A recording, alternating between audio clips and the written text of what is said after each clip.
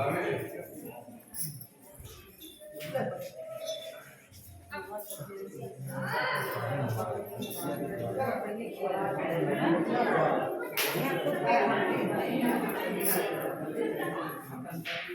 बढ़िए, छुट्टी प्रणाम करिए, माथे टेक के प्रार्थना करिए, ड्यूटी को लग जाइए। ऊपर लिखा फोटो लेना मना है। प्रणाम राम ना दर्शन से फोटो खींच लो। आज के यहाँ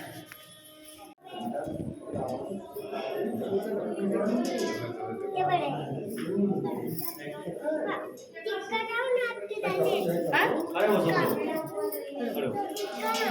इधर देखो भैया इधर इधर तो देखो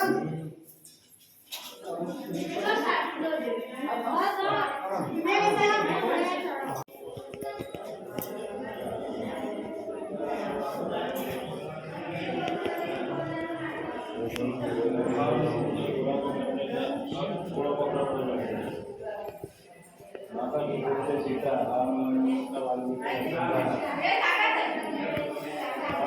आइए दोस्तों, जितना हो सके आप लोग उतना दर्शन कीजिए, आशीर्वाद लीजिए और हम लोग को यहीं इन्हीं का आशीर्वाद लगे।